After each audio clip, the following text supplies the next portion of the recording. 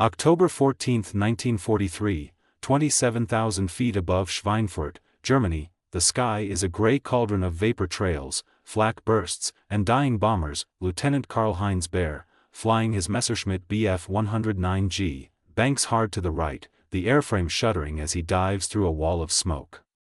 Below him, a formation of American B-17 flying fortresses limps toward home, some missing engines, others trailing fire. He squeezes the trigger.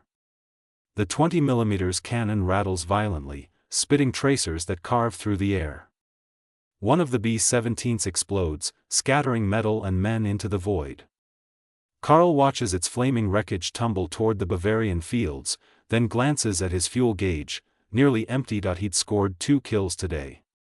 But the sky above Schweinfurt still bristles with hundreds of enemy bombers, more than he's ever seen before. Verdammt, they just keep coming, he mutters into his oxygen mask. When Karl lands at his airfield outside Würzburg, his hands still tremble.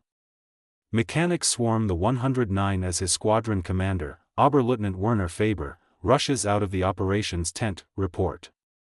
Faber shouts. Karl rips off his helmet, his face streaked with sweat and soot. We hit them hard, sir, but it's useless. Even after we shot down 50, there were 50 more. Faber's expression hardens. The latest reports are grim. The Luftwaffe lost 60 fighters today, and intelligence says the Americans have already replaced their losses from last week's raid. In the ready room, a map shows the growing reach of Allied air power. Red pins mark airfields in England, each representing a new bomber group. By the end of 1943, those pins are multiplying faster than the Germans can count. Karl stares at them in disbelief. They must be pulling planes out of thin air. He doesn't yet know, thousands of miles away, in the heart of America, that's almost true. December 1943, Willow Run, Michigan, the ground trembles. Not from bombs, but from industry. Inside the mile-long hangars of the Ford Motor Company's Willow Run plant, sparks rain from welding torches like miniature lightning storms. Over the thunder of hydraulic presses, foremen shout orders that echo through the cavernous space. Next fuselage to line 3. Keep it moving, boys. Rows of riveters, men and women alike, swarm the skeletal frames of B-24 Liberators, their pneumatic guns firing in rhythmic bursts. The sound is deafening, mechanical, relentless, the new drumbeat of American warfare. By the time Karl-Heinz Baer's squadron refuels in Würzburg, this single factory in Michigan is already producing 1 bomber every 63 minutes. At the far end of the assembly line, a completed Liberator emerges into daylight. A test pilot climbs into the cockpit, signs a logbook, and within hours, the aircraft is airborne, bound for the European front. Back in Germany, the Luftwaffe intelligence branch begins to notice the pattern. Each time the Allies suffer a heavy loss, Regensburg, Bremen, Ploiești, new aircraft fill the skies within days. Major Dieter Lohmann, a weary staff officer at Luftwaffe Reich headquarters, rubs his temples as he studies reconnaissance photos spread across his desk. 90,000 aircraft, he mutters. That's what they're on pace to build in 44. His adjutant, a young Oberfeldwebel, looks up in disbelief. That can't be right, sir. 90,000? We can barely service 5,000 fighters right now. Lohmann sighs. And they're training crews faster than we can shoot them down. Every pilot we kill, they send 2 more. Meanwhile, in California, the Lockheed plant at Burbank runs 24 hours a day under blackout conditions. Women in coveralls, the so-called Rosie the Riveters, work shoulder to shoulder with engineers to assemble P-38 Lightnings and P-51 Mustangs. New pilots train in Nevada's open skies, their instructors barking through static-filled radios. Keep it tight, boys. You'll be in France by spring. Each factory, from Seattle to Buffalo, becomes a fortress of production, powered by coal, steel, and sheer determination. When Allied bombers roar over Europe, they're not just machines of war. They're flying symbols of industrial willpower, proof that America can replace in a night what Germany loses in a month. And by 1944, that imbalance begins to show. In the skies above France, the Luftwaffe's best squadrons are thinning. Every lost veteran pilot is replaced by a rookie barely out of flight school. Their Messerschmitts and Focke-Wulfs roll off assembly lines slower, with fewer parts, poorer fuel, and constant shortages, but across the Atlantic, the U.S. arsenal only grows stronger. Factories that once built cars now turn out engines for Thunderbolts. Refrigerator plants stamp out wing panels. Typewriter companies produce machine gun mounts. This isn't just production, it's transformation on a national scale, and for Axis pilots like Karl-Heinz Baer, the nightmare is just beginning. May 1944, northern France, the dawn sky is painted with contrails. Lieutenant Karl-Heinz Baer adjusts his oxygen mask, climbing through a wispy cloud layer in his worn Bf-109G-6. His instruments rattle from the thin morning air. Below, columns of American bombers stretch from horizon to horizon, silver phantoms glinting in the rising sun. Control, this is Baer. I count, at least 300, maybe more. Repeat, 300. Static crackles back through his headset. Roger. Intercept at altitude 27,000. Jägerschwader 54 is en route. But he knows it won't be enough. Not anymore. The first wave of P-51 Mustangs appears out of the clouds, sleek and fast, long-range escort fighters with endurance the Luftwaffe never imagined possible. Their Merlin engines howl as they dive toward the German interceptors. Verdammt. They're already above us, someone shouts over the radio. Karl yanks the stick, trying to shake a Mustang that's latched onto his tail.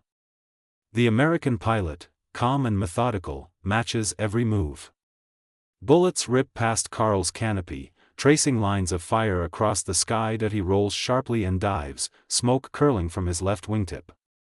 The Mustang follows briefly, then pulls up, conserving fuel, discipline, formation. Karl escapes, but only barely. He lands his scarred fighter back at the airfield, his face pale as ash. Around him, the tarmac is littered with the twisted remains of comrades' aircraft, wrecks burning beside craters. The mechanics work in silence. No spare parts. No new engines. No replacements coming. By now, American factories have delivered nearly 8,000 new fighters in a single month, more than the Luftwaffe will build all year. In the Reich Chancellery, reports arrive daily. Enemy fighter strength increasing. Bomber replacement rates exceed 100%. Pilot morale deteriorating. Hitler's response is delusional rage. Then we must build faster. More jets. More bombers, he orders, pounding the table. But Albert Speer, Minister of Armaments, knows the truth. Germany's industrial machine is buckling under Allied bombing. Coal shipments are delayed, factories destroyed, skilled labor drafted into the army. Speer stares at a wall map covered in red circles, targets already hit by the RAF and USAF. They can lose 500 aircraft in a week, he whispers to an aide, and it doesn't even slow them down. Meanwhile, in England, the 8th Air Force grows daily. Airfields from Norfolk to Suffolk overflow with gleaming new planes, Mustangs, Thunderbolts, and flying fortresses lined up wingtip to wingtip. Pilots joke that the supply seems endless. Captain Jack Merriman, a 25-year-old from Kansas, writes home after a raid over Berlin, "We lost 3 ships today. By the time we returned, they were already towing new ones onto the field. It's like the factories right next door." To Axis pilots like Karl-Heinz Baer, it feels like fighting the tide itself. No matter how many bombers they shoot down, the sky refills overnight, an endless procession of American wings and engines. Soon, even the most loyal Luftwaffe veterans begin to whisper, "You can't defeat a country that builds airplanes like we build bread." And by the summer of 1944, those words prove hauntingly true. June 6, 1944, Normandy, France, the world erupts. At dawn, Allied aircraft darken the sky, waves of C-47 Skitrans drop paratroopers into fields near Saint-Mireglès. The roar of engines drowns out the surf below as hundreds of P-47 Thunderbolts and Typhoons dive toward the beaches, strafing bunkers and artillery positions. From his cockpit high above Cannes, Oberleutnant Karl-Heinz Baer can hardly believe what he's seeing. The English Channel, once a natural barrier, is now a highway of invasion. Mein Gott, he whispers, eyes wide. How many? As far as he can see, there are aircraft, thousands. He counts until it becomes meaningless. In a single day, the Allies fly over 14,000 sorties, the Luftwaffe manages fewer than 500. Karl's radio bursts with frantic calls. We need reinforcements. Where are the reserves? But there are none. The airfields that once brimmed with fighters are empty, either destroyed or grounded by lack of fuel. He banks south, trying to engage a formation of thunderbolts, but before he can close the distance, they've already spotted him. Streams of .50 caliber rounds tear through the air. One hits his tail, another smashes into his canopy. He dives, smoke trailing from the fuselage, limping toward what remains of a hidden strip near Falaise. When he lands, the mechanic waves him off. No replacement parts, no new aircraft, no hope. You're grounded, the man says quietly. Until we get spares from Berlin, if they ever come. That night, as the Allies secure their beachheads, a German staff officer studies intercepted Allied reports. 8th Air Force lost 55 bombers today. Below that, another note: replacement order filled, departure tomorrow. The realization is staggering. Each aircraft destroyed is replaced within 48 hours. Factories in Michigan, California, and Texas are now operating at peak capacity, round the clock, every day. Ford's Willow Run produces nearly 20 bombers a day. North American aviation rolls Mustangs off the line so fast that pilots often meet their assigned planes for the first time in England, still smelling of paint and oil. At Boeing's Seattle plant, rows of women riveters work under fluorescent light, their faces streaked with sweat. They know what's at stake. Each wing riveted, each panel sealed, is a life saved. In Europe, and across the Atlantic, that effort is transforming the war. Allied bombers pound German industry relentlessly. Hamburg, Leipzig, Munich. By autumn 1944, more than half of the Reich's fuel production is in ruins. The Luftwaffe, once feared as invincible, now faces extinction not from battle, but from exhaustion. When Karl-Heinz Baer visits his old airbase outside Würzburg, he finds it silent. Craters fill the runway. Burned-out aircraft line the field like tombstones. He walks among them, the crunch of glass and ash beneath his boots. He runs his hand over the scorched fuselage of his old Messerschmitt and whispers, "We fought the machines." But the machines never stopped coming. By the end of 1944, America's industrial miracle has done the impossible, turned the tide of the air war completely. Factories that once built cars, radios, and kitchen appliances have become engines of global destruction and salvation, and in the skies over Europe, the symbol of that transformation is unmistakable: endless formations of silver bombers, wingtip to wingtip, glinting like mirrors in the sunlight. January 1945, somewhere over the Rhine, the sky no longer belongs to Germany. What was once a proud air force, the spearpoint of Blitzkrieg, now flies in scattered fragments. Pilots take off with barely enough fuel for a single mission.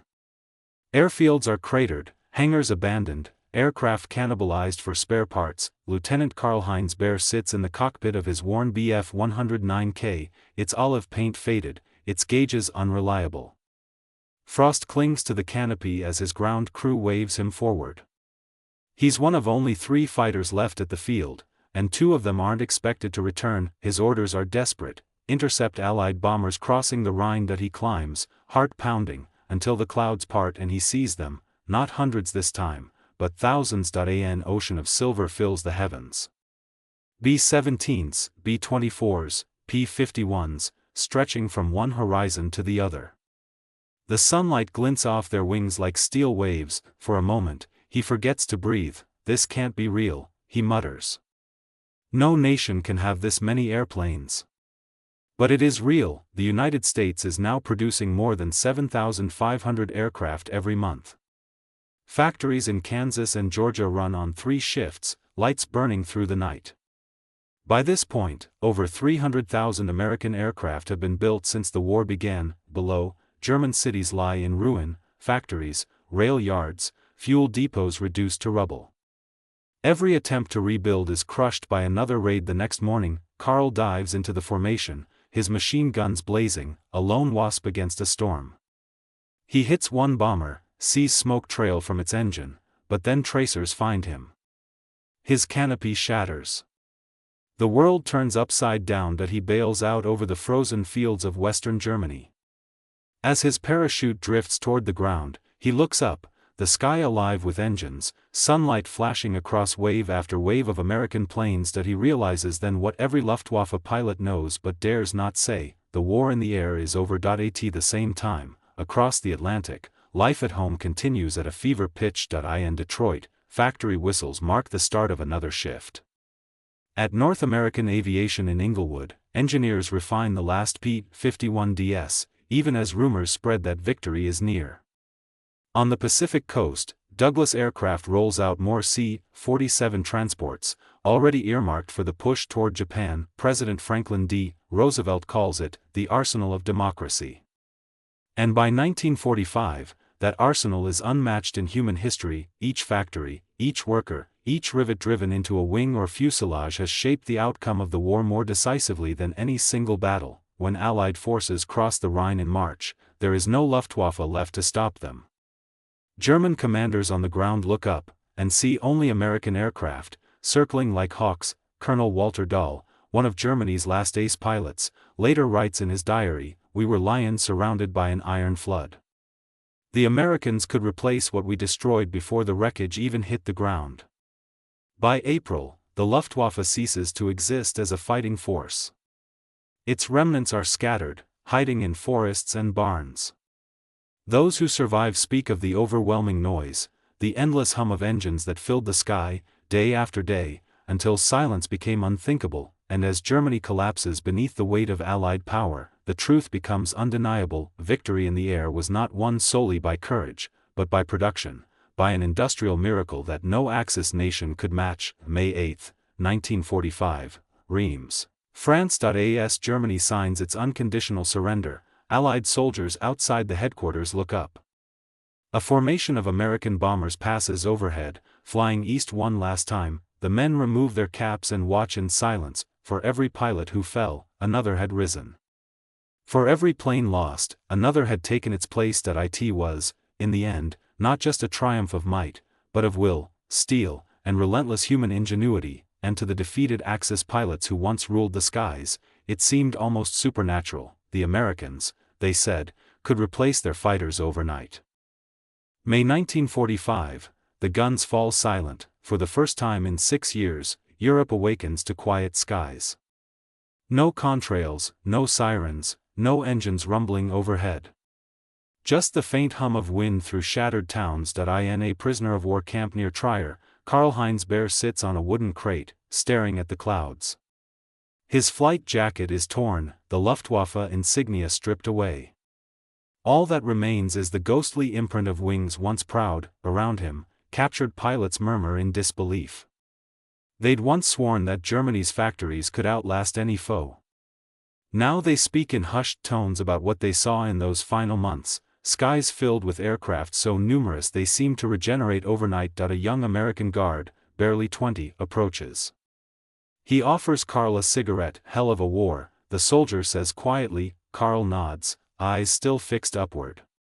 "You never ran out of planes," he murmurs, almost to himself. The American shrugs. "We never stopped building them." He's right. Even as peace returns, U.S. factories continue to hum. Willow Run, Seattle, Inglewood, they don't close, they pivot. B-24 lines become peacetime assembly plants. Boeing begins designing commercial airliners. Ford returns to automobiles, but the lessons of mass production linger: precision, speed, coordination on a national scale. This, historians will later say, was the true legacy of the arsenal of democracy. In the years that follow, the men who once built bombers build the modern world. The same women who riveted wings now assemble refrigerators and cars.